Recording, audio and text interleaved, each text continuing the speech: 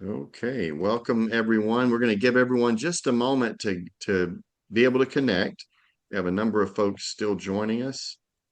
We'll give it just a moment as you join. Welcome. All right, we still have some people coming into the room.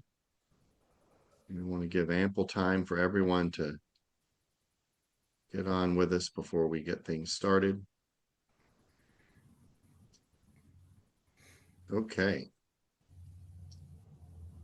All right.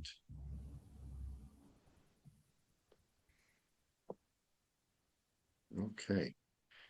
All right. Well, we'll go ahead and get started. Welcome to our TCF webinar series. And today's webinar titled Wisdom from Seasoned Grievers.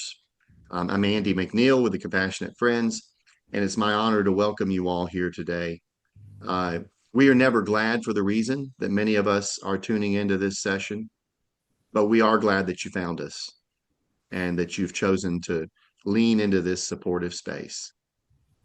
We are recording today's session and we'll have it available for viewing on our website at compassionatefriends.org/webinars in the next few days. On that page, you can look through and view past webinars that we've done and see what webinars we have coming up in the next coming months as well. On today's panel discussion, if you have questions that you would like to ask of our panel, we ask you to find the Q&A button on your screen and click there and drop your question into the Q&A. It's easier for us to track it that way, and we'll do our best to get to as many questions as we can from our audience today as well. So with that, I would now like to turn it over to our topic for today. Our panel discussion leader today is Reverend Dennis Apple. Dennis is a bereaved father, having lost his 18-year-old son suddenly and unexpectedly in 1991. Dennis is a lifelong pastor. He experienced many years of doubt and uncertainty about the things he previously believed. 16 years after the death of his son, he wrote the book, Life After the Death of My Son.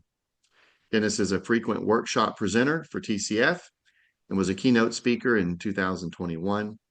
He is a pastor at the Church of the Resurrection of Leawood, Kansas, where he leads a weekly virtual support group and oversees the grief support group program for bereaved families. He is also a co-leader of the Johnson County, Kansas TCF chapter, and just a good friend to many of us across TCF. Dennis is joined by several distinguished panel members, and I'll allow Dennis to make those introductions today. And so with that, Dennis, I'll turn it over to you and our awesome panelists, and I'll just be in the background paying attention to the chat. Thank you so much, all of you, for being here today and for doing this and providing this for our members and for the public. Well, thank you, Andy. And it is a privilege for us to be here today and to join you in these moments. And a few years ago, we offered this workshop. Again, the same title, Wisdom from Seasoned Grievers, can't say it this morning. And so we had such an interest in this, we have continued on at the national gathering. And so I would just quickly introduce the panelists and would say right off the bat that one of the panelists had a medical emergency and she had to bail out at the last second. However, I want to introduce to you Peggy and Jeff Johnson, and also we have Laura Crum and Gina Lindsay and I myself. And when you count up the one that just had to bail out on the last minute because of medical emergency, I counted up the number of years that the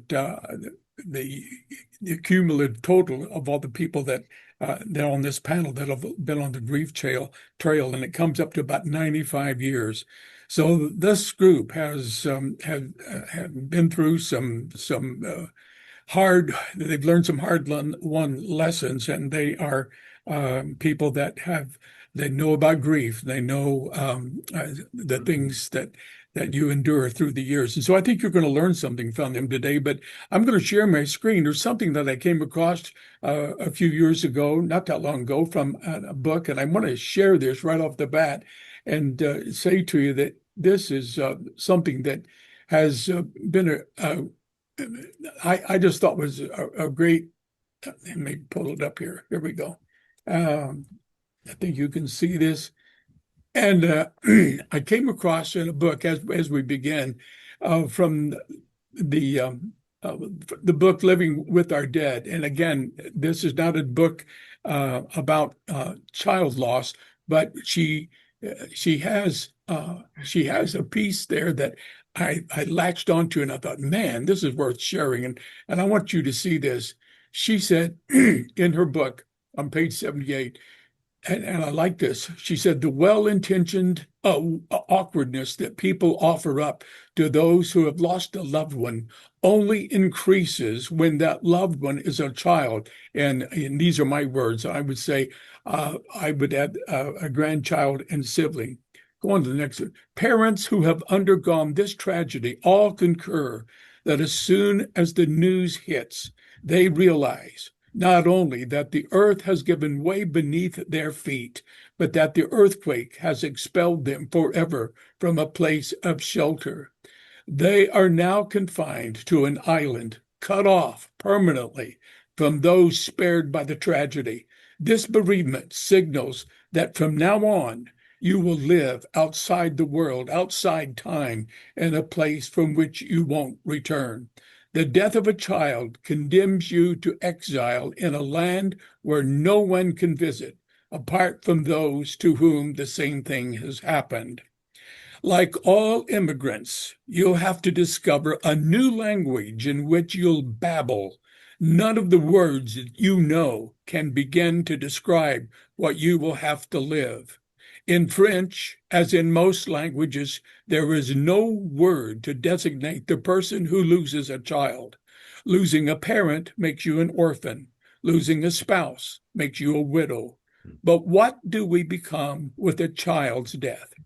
It's as if, by omitting to give it a name, language has tried to distance the experience as if by superstitious maneuver we have ensured that we won't be able to speak of it and so provoke it. By contrast, in Hebrew, a word exists. A parent who loses a child is called shackle, and I underline it, Shakol. I want you to remember that. It's a botanical term, and it is almost impossible to translate, and which refers to the branch of a vine from which the fruit has been harvested.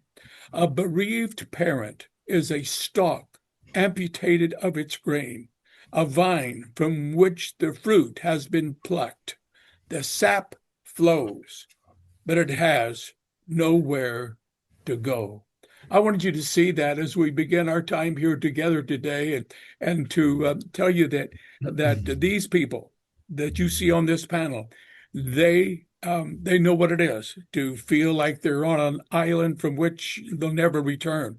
And you already know that if you're tuned in and you're listening to us today and watching this, you know that as well. And so I think you're going to learn something from them today. And I am going to turn it over to Jeff and Peggy Johnson in just a moment. And while they're speaking, I'll share part of my screen because I want you to see also the picture of their son. You'll see it for a few seconds, few minutes maybe, and then I'll pull it back. But I've asked each of the panelists to briefly tell their story and the three most important things that they've learned. And again, keep in mind that you can ask questions as well, as Andy mentioned. So with that, I'm going to turn it over to Peggy and Jeff. And while you're talking, I'm going to bring up the picture of your boy then. Thank you, Dennis. I'm Jeff Johnson. Our son, Jordan McLeod Johnson, died in April 23rd, 2009. He died by suicide in his dorm room at the end of his freshman year of college. Peggy will speak a little more about that. In addition, Peggy and I had what she affectionately calls starter marriages. And my original marriage was in 1968. We had a set of twins born in October 1971.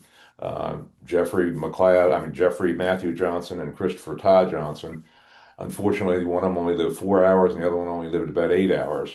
And at that time, there was no compassionate friends, there was no anything, and we were very young. And so, as people said, go home and make new babies, we went home and made a divorce, and we got divorced about 3.5 years after that. And Peggy and I got married in 1980, and somehow that stuck because we've been married for 46 years. So that's my short part of the story. Peggy will kind of pick it up from there. Um, yes. So Dennis also asked us to share the things that we have learned, which for us has been 17 years of learning. And we would say that the first most important thing that we learned as newly bereaved parents was that this loss was something we were going to have to carry for the rest of our lives. We had to accept that we would not get over it. We would not put it behind us. It is here to stay. And the only thing we can do is figure out how we're going to carry it and keep going. The second thing that we learned is that we are, each of us, going to carry this loss differently. We are the two people who loved, cared for, nurtured, and raised our boy. We're the only two people who know the details of his story and the story of our family. But we will respond differently, and we have to accept those different approaches and reactions. And the third most important thing we learned is that while we have come to know that joy and pleasure are not gone from our lives, but they will be forever, never be experienced separately from grief and pain. These things are going to coexist, and we have to learn how to deal with this because this is how we are going to do life. Good. Well, thank you, Jeff and Peggy. And I I know that there'll be questions again that will come up, but we just want to thank you for joining us here today. So we'll move right along then, and we'll go next to Laura Crum, if you will, Laura. And I'm going to show the pictures of both of your boys that you lost. So if you'll go ahead, Laura, share your story. Okay. Well, I'm representing Dave, my husband, and myself, Laura. He's unable to be with us today, but Dylan is our older son, and it was this time of year in 2010 when he started getting ill and was diagnosed with a rare form of pediatric follicular lymphoma, and he was in the hospital for 2 months and died on July 15th of 2010. Our younger son, Gavin, uh, was 12 when his brother died. He was part of the Compassionate Friends groups at the two conferences that he was living. Soon after the second conference that we attended together as a family, in September of 2012, he was diagnosed with leukemia and died on November 27th of 2012. They were both in the hospital for a long time. The whole time they were sick until they died. It's weird this year because in this past year, Dave and I faced two strange milestones, and that is that it was Dylan's 15th birthday in heaven, and he was 15 when he died. And in this past April, it was Gavin's 14th birthday in heaven, and he died at 14. So from now on, Dave and I are living longer without our sons than we did with them. And that's kind of a weird feeling in itself. But the things that we keep learning is that, number one, our life changed very drastically, majorly, and it keeps changing, just like our grief does. There are times that it hits us. heavier than we expect, especially this many years out, but you just never know what it is that's going to make that happen. Um, Also, there's times when it just hurts as much as it used to. It can knock the wind out of you. It doesn't last as long, of course, but it's there's nothing wrong. We've learned that there's nothing wrong with that happening. It's normal, and because some people would say, "Oh gosh, I think I'm going crazy because why am I going back to this kind of feeling?" But it's just a natural thing to happen. And one of the most important things that Dave and I always focus on is that our love for our two boys continues to grow. As long as we live, we love them, and we love them more every day. We miss them terribly every day, of course. But we try to keep them alive in our memories and introduce them to people that never knew them. That's what our goal is for the rest of our life. So. Oh, thank you, Laura. And again, if people want to if they go to National, they'll meet your husband, Dave. And I'm sorry he can't be with us here today, but and be sure and give him our regards. We just think so much for him, and you two have journeyed along together, and mean so much to so many of us who are on the same trail with you. Thank you, Laura, for being here. And so now we'll move along to Gina. She has kind of a unique story, Gina Lindsay. And Gina, I'll let you tell that story of that your unique loss. And so, if you will go ahead as a grieving sibling, if you'll go ahead, I'm going to bring up your brother's picture here in just a moment as you talk. Go ahead. Hi, everybody. I'm Gina Lindsay. I am twin sister to Austin. My twin brother, Austin, passed away in January of 2022 due to COVID complications. I might be the youngest griever on the panel as far as in years, because it hasn't even been quite 5 years yet.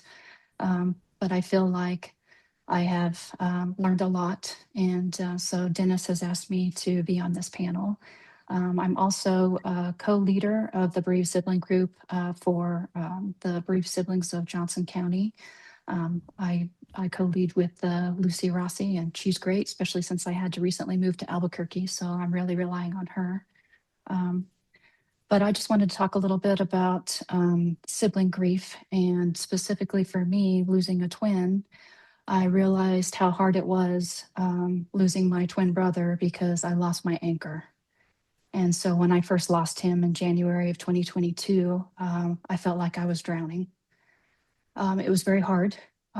Thank goodness for Dennis and the Compassionate Friends and being able to join. He has a Wednesday morning meeting that he does every week, and he allows bereaved siblings, grandparents, and parents to join. That really helped me. I also found a Compassionate Friends Twins group that was running at the time that really helped me.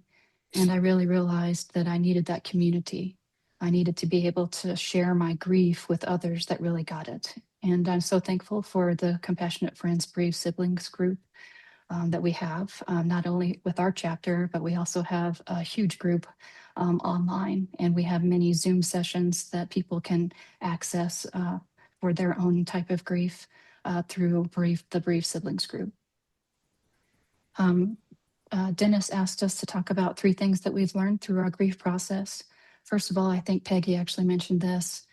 Grief isn't something that you just get over. It's something that you go through, and it's a new way of normal. It's a new way of you going through life and trying to keep the memory of your sibling, a grandchild, or child alive.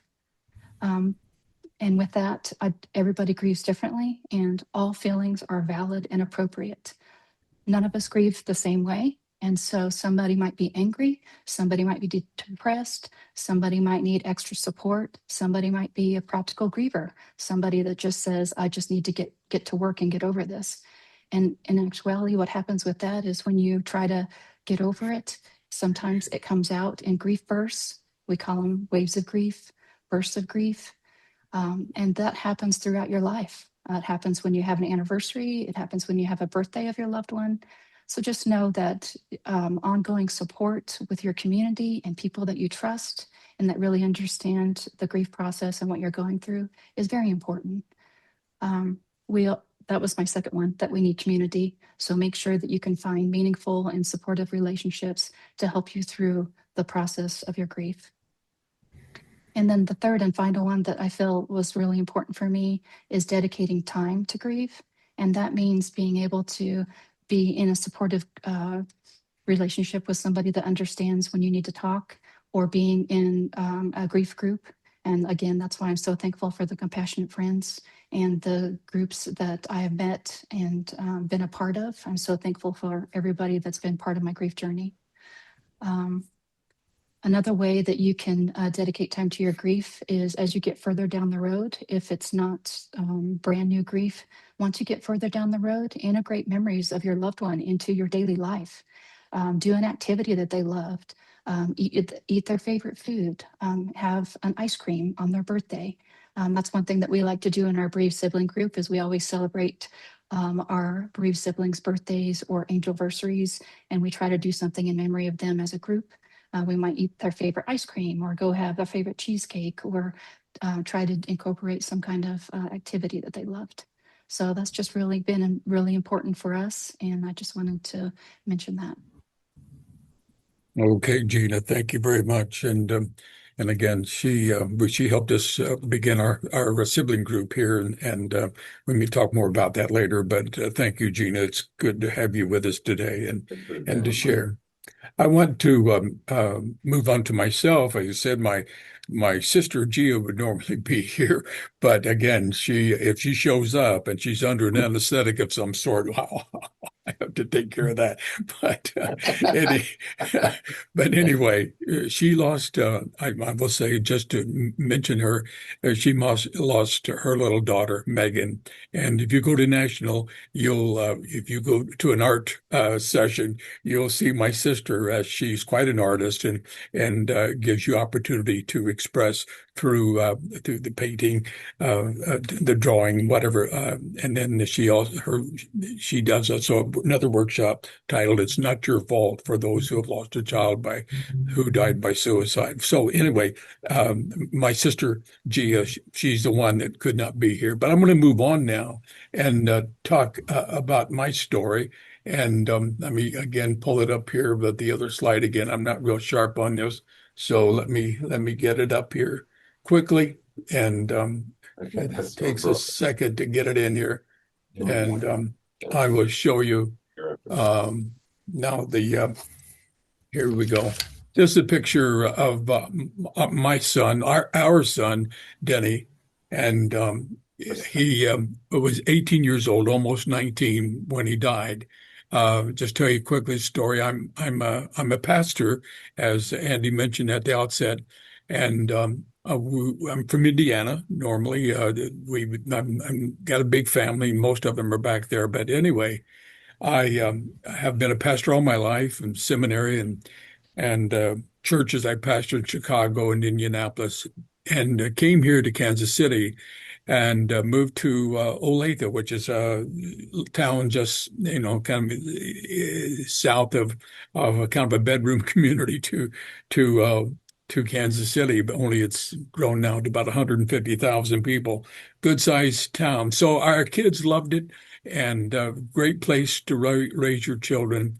And so Denny was coming up in years and just loved that town. And I'll take his picture down here now, and I would tell you that he was a wonderful kid to raise. I mean, he just had that way about him. I never had to get after him much for anything as a parent.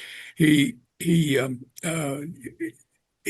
just had a lovable way about him. Whenever we talked on the telephone, even in his teenage years, every time we hung up or before we hung up on the phone, he said, "Oh, Dad, I love you," and I felt, of course, the same. He's named after me, and then I remember that we would, cross each other in the hallway at the home. He'd just tap me on the shoulder or hug me, whatever.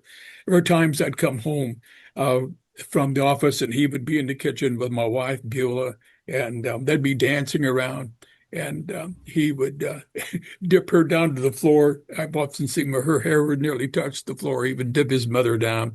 He was a great kid to raise, and the triathlete, strong kid. But every year he grew up and doing well, just a normal, wonderful kid to raise. And 1991, I was getting ready to take a busload, a ski retreat from here from Kansas.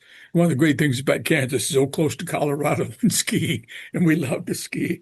And so the boys, every year we'd take them and we'd go on this. And it was a retreat for other people as well. So the bus, everything was ready. We had a full bus scheduled. And a couple of days before we were to leave on that trip, he said, "Dad, I got a sore throat. Man, take a look." And I remember in the rocking chair, leaning him back, looking in the light. I said, "Oh, good night, Dennis. We got to get into the doctor the next day and to get this looked at because, we want to go to this trip. We want you fixed, get you ready and all that." So I went to the doctor, and I remember Denny was going to be he was the first year at the university here, and he said, "You know what, Dad? I think I got mono." And sure enough, we got into the doctor's office. He said, "He's got mononucleosis." Oh no! And the doc said, he said, "I know you're going to go on this ski trip." He said, "You can go, but you're not going to feel too much like skiing." So okay. So he gave him medicine. He gave him an antibiotic, and then he gave him also a pain medicine. And little did we know that he would be allergic to that narcotic that was in the pain medicine. And so I noticed the first day his face was a little red, and every take it, and I didn't think too much of it. And again, doctor said he can go on a ski trip, and said, he's a fit as he could be, triathlete. And so that night, on that Tuesday night, then he wanted to, instead of sleeping in his bedroom, he wanted to sleep down in the family room on the couch by the fireplace, the TV. It's just a comfortable place. Sure, that's fine. Pillow, blankets. The next morning, Wednesday morning of the 6th of February, I remember I took the other boy, Andrew, the younger boy, to school, and it was foggy, just real foggy day, which later would be a metaphor for what my life would be like. So I had a bowl of cereal, and I looked down toward the kitchen, looked down toward the family room, a couple stairs, and I could, I thought, well, he didn't, not breathing as loudly as he did the night before. I could tell that. And I thought, good, he's turned the corner, he's much better. But I went down to straighten the covers up on his legs. And I looked and I looked again. And I thought, oh my God, something's not right. And I tried to call his name, nothing. And I looked at his face and I thought, oh God. And I pulled his body out, pulled him out. He just fell onto the carpet of the floor, and just all hell breaks loose. And I said, oh God, this is not. I tried respiration, artificial respiration. My wife, I screamed for her to call 911. And my brother, who was an EMT, certified EMT, was living with us at the time, Scott. He heard my scream, and you know what that scream, that's a primal scream that you only hear at moments like this.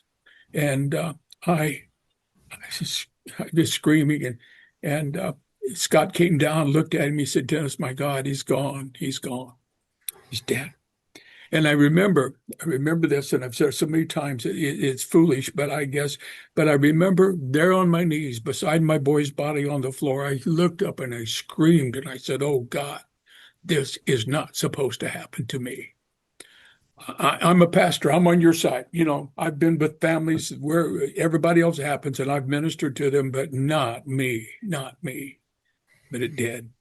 And so I tell you this because as a pastor, I believed in prayer. I prayed for my family and all of this, but I had no idea. And this is one of the things I learned. I had no idea the way it just messed up my whole religion, my thought life, my prayer life. I thought, what in the world? What good does prayer do now? That was one of the things. I went through a whole spiritual reorientation, and I thought, uh, the God that I've been trying to serve, you know, wasn't guardian angel wasn't around for this. And later I would hear people in the church, and and I've heard this many times. People would come up and they would say, you know, they were almost in a bad accident, but their guardian angel protected them. And so it would infuriate me. I just wanted to throw them out of my office. So there's a whole spiritual thing that I went through, and when we do the workshop at National, I have a workshop called Struggling to Reclaim My Faith.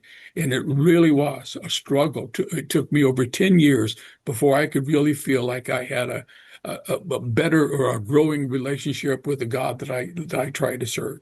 And I'm so glad, along that line, I want to say too, I'm so glad that Compassionate Friends respects everybody's faith walk, or if you don't have a faith or whatever.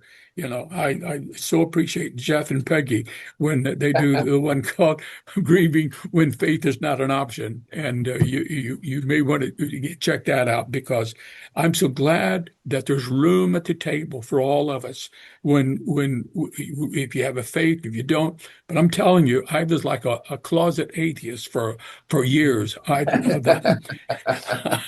was trying to go through the motions as a pastor, but that's one of the things I learned, and I've talked to several through the years that have said, you know, I've had, and when I was honest about my trip and told other people, they said, oh, well, let me tell you, if you can, as a pastor, can say that, let me tell you mine as well. And so it's open dialogue for so many of us, and to be able to do that. I think another thing that I learned along the way, and I wasn't prepared for this, is the way that it affects your mind. I was in a workshop. ADEC was having a national workshop here in Kansas City, and they had breakout groups, and I was in this group led by a notable psychologist from Minnesota, and he was doing a workshop on trauma. And of course, you know, he's talking about the criteria of trauma, when it's unexpected, you're not prepared for it, so forth, how it affects you. And he talked about the different kinds of things that can traumatize you. And then he said, those of you who have lost children, mark it down. You have been traumatized. I had never seen myself in that category before, but I began to realize the things that I was experiencing. I had been deeply traumatized, and it went deeper than I ever dreamed. I had no idea that the things I was experiencing was a result of the trauma. So, and part of it has to do with our thinking processes.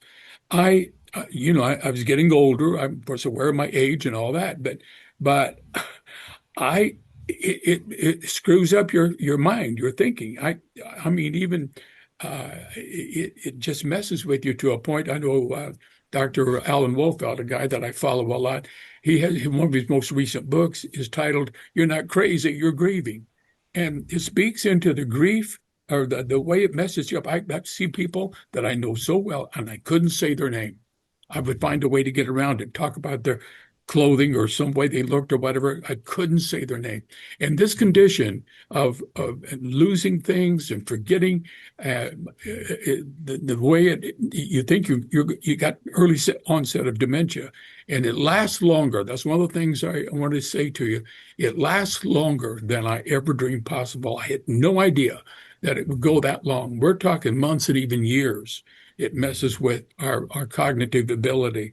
So I want you to keep that in mind too. I think another thing that I have several here, but one of the things I learned too is that siblings, and this speaks in a little bit to Gina, her journey, our other son, our siblings, a lot of times they don't talk to us.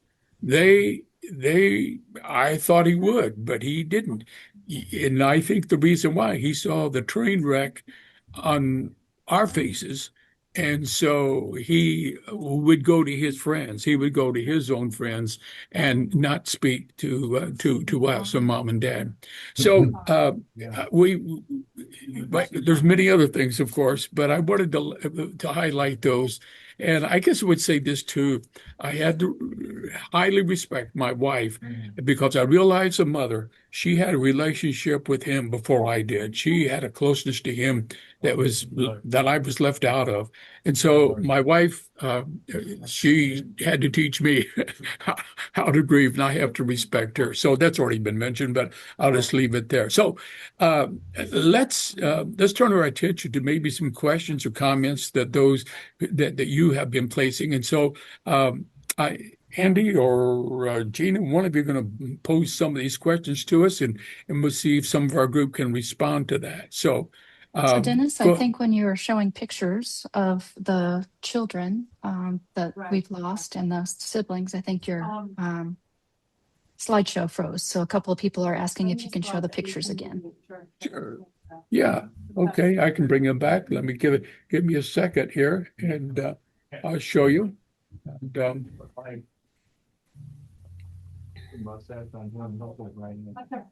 yeah. Both ways, both ways. Takes a second. Yeah, this is our son and Denny, and I'll go backwards here, I think, if I can. If I can go. Okay, here's Austin, Gina's twin brother. And He was very good looking, wasn't he? yeah. What? Great looking kid. He was very good looking, wasn't he? Yeah. And if I can back it up again, it works kind of slow here, but let's see if we can get you back here. Okay, here's Dylan and Gavin. Great looking boys. And we'll look at that. And then I think there's Megan. That's my sister's girl. Jeanette could be here today. You would hear her talk about Megan, 14 years old. And then we'll go to Jordan Johnson. So that's our kids. That's Gina's brother, Austin. So yeah, that's our kids. Thanks for that, Dennis. Okay, the next question is from Jana. She said, I've quoted Dennis many times as having said it takes 5 to 10 years to drain the cup of sorrow. Is that something that you said, Dennis? I'm having a little trouble. Say that again. It takes 5 to 10 years for what? Did you ever, in one of your books, did you happen to say it takes 5 to 10 years to drain the cup of sorrow? Is that something that came from you? Yeah, it is in a book. You're pretty good. That's from realize. Jana. Yeah, pardon me, from Jana. Okay, From yeah, Jana. I did say that, and I did write that. And people ask, how long will this horrible load of grief and pain will I carry this? And we're all different, of course. But for us, for Buell and myself, it took almost 5 years before we even wanted to live again. We had no desire. We were not suicidal, and didn't have a plan to kill ourselves. But and I've often said a good heart attack would come in handy because this is the hardest journey I've ever been on in my life. And so it was 5 years before we wanted to even try to embrace the future. And and again, I've already talked about my own spiritual, that it was over 10 years before I even felt like I could even have any sort of thing with God. So yeah, that's it. So, and I know everybody's different. Go ahead. Sorry about that. Next question. Leslie says, please share the name of the book that you shared at the beginning. So when you first talked about that quote at the beginning of your slideshow, what was the name of that book? It's called Living with Our Dead. Living with Our Dead. If you go to Amazon, Living with Our Dead, and it's a quote by, again, I could pull it up, see if I can do it another way for you, and I'll just put it, see if I can pull it up on Amazon while we're talking here, and let you see the title of it. And again, it is not a book about child loss, not at all. And I'm going to get it for you here. And then Dennis, I actually have a copy of the book that you also mentioned with Dr. Ellen Wolfelt. Mm-hmm. The You're Not Crazy, You're Grieving. So I have that for anybody that was interested in when he mentioned that earlier. Good. Yeah, I'm pulling that book, and see if I can do that while we're talking here. Let me share the screen so you can see that Andy's got it.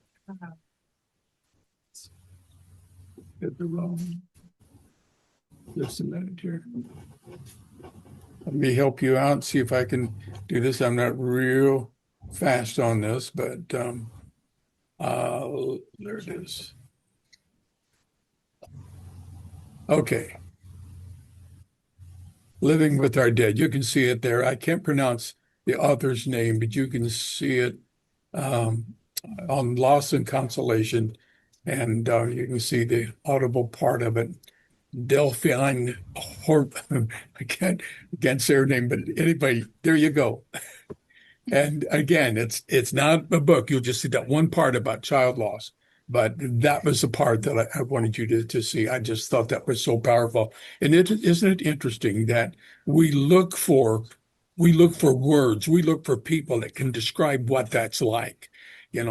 Same way, I tell people, we just like we go into Hallmark or a card store to get to buy somebody else's words and pictures for birthdays and anniversaries. So it is when we want to find something, some way somebody has said about what it's like when you lose a child like this, that you borrow others people's words. That's why I encourage people to write. I know Laura Crum is such a good writer, and others as well. And I tell them to write because your people will use your words. I don't know how many times people have taken my book, for example, to say, I've given it to my counselor, I've given it to my friends, coworkers. If you want to know what that's like, read this. And of course, mine's not the only one, but you try to tell people this is what it's like. I mean, there's something within us that begs that. We want people to know. And we have to find ways to put what's on the inside on the outside. So anyway, I'm talking too much. Or what are some of the other questions that we had? The next question might be for Andy as well, because it says, will the slides be made available? So maybe Dennis and Andy might answer that. And Andy would need to So respond. Dennis, if you send me those slides, I will make sure that everyone that is on Okay. here gets a copy of the slides, and Okay. then we'll do it as an attachment on the website to the recording Okay. of the session as Okay. well. Good. And then it looks like there were still some issues with the pictures, but if we're going to be, if you're going to allow the slides to be updated on the website, then maybe they can view the pictures there. Okay. Let's see. Janice says, thank you. That was one of her favorite quotes. Oh, okay. Good. Good. So I do have a question that just based on the chat that we're viewing, and folks, thank you for introducing us to you and to your precious children, siblings, and grandchildren. By kind of dropping that in the chat. I noticed that a lot of our attendees today are within 2 or 3 years of their loss, and so I am curious, just any insights on those first few years and things that you all found, strategies you put in place. What did that look like for you those early years, for people? And maybe a second question, what's the difference now and then? Maybe sometimes earlier to hear from people, maybe a little further down the road. So I'll put those two out there. I'll take a shot at, oh, go ahead, Laura. Okay, I just wanted to say I was one of those people that read every book I could get my hands on, because I needed to hear somebody that sounded like what I felt like, if that makes sense.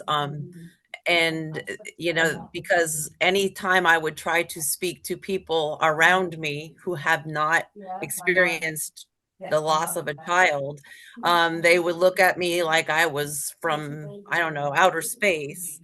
And that's what attracted me to go to the conferences at first, and our family to go, because somebody else said earlier that it gives you a community that you need. So we were grateful to have that community and meet people, and then also help teach people, educate people as much as we could, when they were not sure what to say to us. So I'd like to just add a thing from the male perspective in working. And when our son died very suddenly, of course, nobody was prepared for that. And Peggy is a bigger reader, but I certainly read Dennis's book and several other books. But for me, having to go back to work was a real challenge, and particularly I was in sales and trying to balance my grief and not, I don't want to say interfere with my job, but also, most people didn't want to hear it. I was very fortunate. I had a few clients that were very supportive and very wanted to hear stories about my son, and quite frankly, they were lifesavers. But it's very difficult, and not just because I was mad, Peggy. We were fortunate Peggy had stayed home with our children. It's the same for anybody else going back into the workforce. Society is not very, in my view, not very forgiving of grief of any kind, and particularly of children. And part of it's just like with friends. Some people are afraid they're going to get a disease if they get too close to you, or it could happen to them. And so it's a really tough balance. And I had my administrative system after several months, something said, and I laughed, and she came and says, "Oh God, Jeff, you're getting back to your normal self." And I'm like, "No, I'm not my normal self, and I never will be." And I could do that in my own office with my own people, but when I'm out facing with clients, it was a much more difficult uh, exercise, if you will, to try to keep a balance. I wasn't trying to forget my son. I did never do that. And fortunately, I was older, and wasn't too many more years after that, I decided to retire. And we started planning that, but it took 3 or 4 years. But it took me a couple of years just to be able to get up in the morning and put one foot after another. And even after I retired, it was still, and as Peggy said, we grieve differently. I think everybody grieves differently, and it's not an easy path, but you try to support each other and the community of compassionate friends. And I say this often: compassionate friends saved my life. It's that simple as far as I'm concerned. So that's why we're here trying to give back, and hopefully we can give you a few nuggets that might help you on this very difficult road. Thank you, Jeff. And yeah, I returned to work just 2 weeks after it happened, and looking back, it probably was too soon. And through the years, I've met both men and women. Of course, I remember thinking of one lady who was a hairdresser and lost her boy in a car crash, and I can just only imagine what it was like for her to try to return back to being a hair stylist, whatever. I mean, it's just. I mean, and to try to put on a public face. And Right. she told me, she said, I do what I had working with the public. I do what I have to do on the drive home. Then my grief, I let my grief out then. Yeah. And so hard to do that, especially that's the kind of employment that you have. Yeah. Gina, any other questions or comments that we need to think about and talk about? We don't have any questions, but I do see a comment that somebody made about what was helpful for them was when somebody mentioned to them that the second year of grief can be harder than the first. Yeah. From my personal experience, I definitely agree with that. So the first year, it was helpful for me. I got involved with the compassionate friends and all that stuff. That really helped me get through. I think your body kind of braces yourself to get through all the firsts. Mhm. The first holiday without your loved one, the first birthday without your loved one, the first angelversary, the first year of passing, all that stuff. And then like in the second year, maybe a lot of your initial support kind of falls away. And the reality that they're not there on a daily basis really hits you. And so what I just had to do is I just had to continue to surround myself. I went through individual therapy, continued to do the bereaved sibling group, not only co-leading it, but I also made sure I went to the National TCF conference for my own grief. So that way I could remember Austin in my own way. I also had to do some other things in ways of integrating, my brother into my life in the second year that I wasn't able to do the first year because I was just so overcome with grief and trying to live. There's a quote that Mary Frances O'Connor from The Grieving Brain, the book The Grieving Brain, said. She said, let me see if I can get that. She said, holding your breath is not the same as breathing. And for me, I think the first year we're holding our breath, just trying to get through it. And then the second year we have to learn how to breathe. And And along again, timeline's not the same for everybody, but that's just my personal experience. Yeah. And I want to jump in and say this. I remember a conversation with you, Gina, and you remember it because we were here working at the same location, and one day you said you had found online a support group for those who had lost a twin, and I said to you, I said, "How did that make you feel, Gina, when you found that?" And you said, "What you said, I felt like I could breathe again." You felt like I could breathe again. And there's something about that when you find people that know something about what you're going through. Boy, that means a lot. And of course, that's why Compassionate Friends, a peer-driven group like this. And so that was terrific. And I've quoted you many times from that. How about others? I know, Andy, you're back We in here do with have a us. question. Yeah, we Yeah. do have a question in the chat. It says, do you have any suggestions for books or other resources to regain spirituality? Boy, and that's a good one there. Man, off the top of my head, no. But that would be good something to search for, look for. I wish I could answer with I would say, suggest, I have a couple of suggestions yeah, go if you ahead. want me to throw them in there. There's now he died several years ago, but I met him in Birmingham, Alabama, when I was working for an organization called the Amelia Center.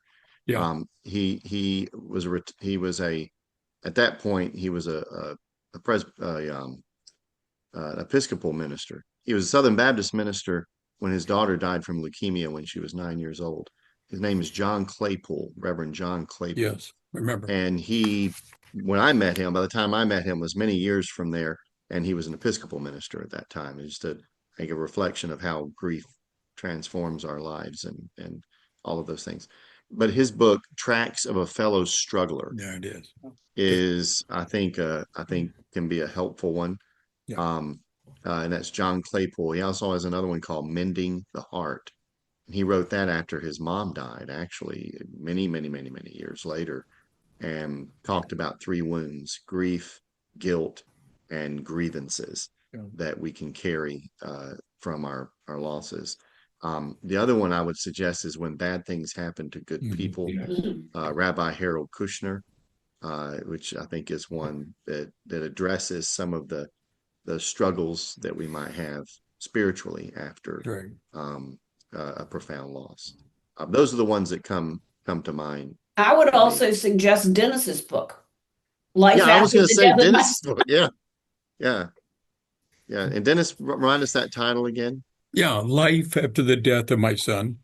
Life After the Death of My Son. Subtitle is What I'm Still Learning. But yeah, that's it. And again, just a long, hard struggle with that. But yeah, good. Well, any others? Thank you for Andy for providing those. They are great books. I read them, and like Peggy said, you just, and I think Laura too. You just read everything you can get your hands on. You just look for somebody that knows what this is like, because it's an old Chinese proverb I picked up: "Sorrow shared is sorrow halved." And the opposite is true. Joy shared is joy doubled. We need each other. And that's what Compassionate Friends is all about. We can be together and share our stories with each other. And I found through the years, I walk away from those conversations. I feel my boy's still gone, but I feel lighter. I feel better because somebody has shared in that and has respectfully received my story. That's what it's all about as we come to the groups. I'd like There's to. another question. Yeah. Sorry, Peggy, did you want to go ahead? Yes, I just wanted to say that, and I'd love to know, Laura, what you have to say about this because it's been 17 years. I'm still reading. When new books come out, Oh, that yeah. is the first thing I gravitate to. And I was telling Andy earlier that this week, a grief memoir called, let's see, oh, what is it? Things in Nature Merely Grow by a writer named Yi Young Lee just won the Pulitzer Prize. And I felt some sort of pride that that particular book had won a Pulitzer. And then there's two very new ones out, one by the woman who lost her son in the attack on the Israelis in the music concert. Her son Hirsch was, her first name is Rachel. I think her last name is Pollin, Pollin, I think. And then there is another book that has distance in the title that's, I mean, was just published this week. So people continue to, give sorrow words, and I continue to be grateful to them. Thank you for the one about Rachel. Yes. Thank you. Dennis, there's a question about somebody that struggled with addiction and want to know if the Compassionate Friends has any support groups for that. And I believe on our website, we do have resources. And Andy, I think on our website, don't we have, you can look up for specific losses? Yeah, we do. If you go to the website and go to online resources and go to our private Facebook groups, we do have a Facebook group for those whose person died from a struggle with addiction. And I also, now that you bring that question up, we do have a session that's going to be at our conference in the summer that I'm gonna go and see if that person will do a webinar on the topic that is around grieving the death of a difficult child. And because there's different trajectories in our relationships with the person who died, right? And that can become a part of our grief, the relationship that we have with our person, and particularly if there were difficulties in the relationship. So give me a little bit of time. I'm going to reach out to that person who's presenting that. We'll see if we can get that as a webinar so it can hit a larger audience. But yeah, please just visit the website and look at our online groups, and you'll find we have over 40 very specific private Facebook groups that can connect you to people who are experiencing something similar. Dennis, there's a long question by Therese. She's talking about how does a parent deal with the onion of layers of grief? She said her son was diagnosed with cancer at 27 in 2009. He went through chemo, was cured. Then he suffered from alcohol use disorder. Then in 2023, after suffering with abdominal cramping for years, a lung x-ray revealed his cancer was metastasized. And then he went through aggressive chemo, but lost his battle in 2025. She's saying, how does a parent deal with the onion of layers of grief? Laura's good for that. One of you like to respond to that? So Peggy was shaking her head, or Well, I nominate Laura for that. Yeah. I honestly don't know exactly how to describe. I mean, everybody has to kind of discover or explore. Those are not the right words. But I just know that you never know what's going to come out, what's going to be at the forefront of your mind, or what's going to surprise you as something peels open, I guess. I don't know what else to say. I'm sorry.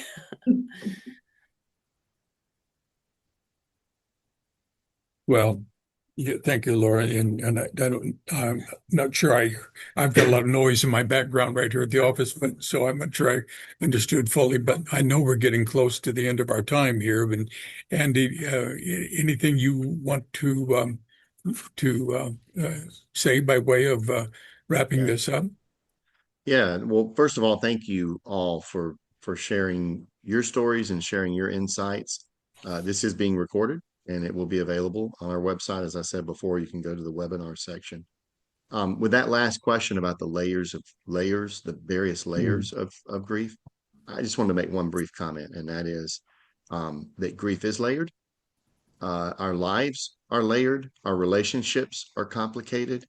Our stories are complicated. There's a phrase that was used for years to talk about what the person who created the phrase would say. 20% of people have complicated grief. I believe everyone has complicated grief. Yeah. I believe grief is complicated, and it is layered, And Yeah. I just want to say that I think the theme that I've heard shared here today is that grief is something you live. It's not something you try to get rid of. It is something that becomes part of your life. And I think what I've heard and what all of you are saying is that you are transformed by it, and that you adapt it into your life, but you never adapt to the fact that your person died.